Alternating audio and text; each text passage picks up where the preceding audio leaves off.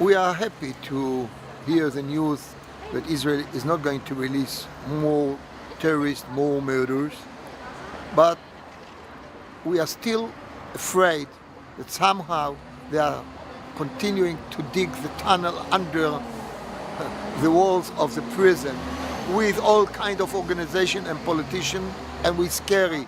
He might come back. But this time we are celebrate. The celebration is not with big happy because 85 murders already have been released. We call upon our government to bring them back to jail. The Palestinians didn't pay the price, they shouldn't be out. Especially because they know how to create more terrorism. We're going to take it apart, the whole tents and the whole operation, but still we are ready. If the government will go back to that track, we'll be on the street again. I'm very glad to see how people who lost a loved one, with all this, the sympathy that I have to my colleagues and to people like me who have been wounded, to see how we used what our tragic and we build up in it for the nation.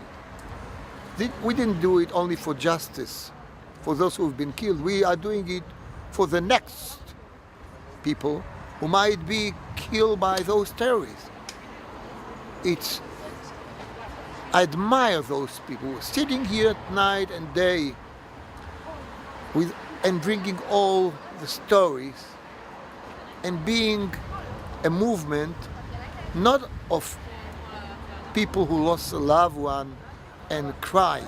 It's a movement who seeking for justice and succeeded to bring the justice back to the street. This is a big victory of moral principle of justice, and I hope that politicians will study from that. Now, we have two other missions. One, to fight for death penalty. That should be on the agenda. And second, to free Pollard. And we have a chance to do it.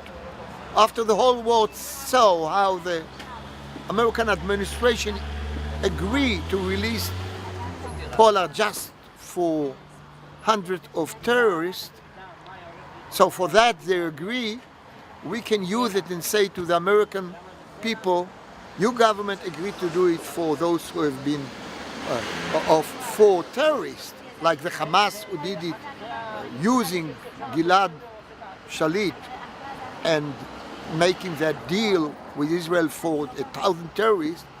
You shouldn't be like the Hamas.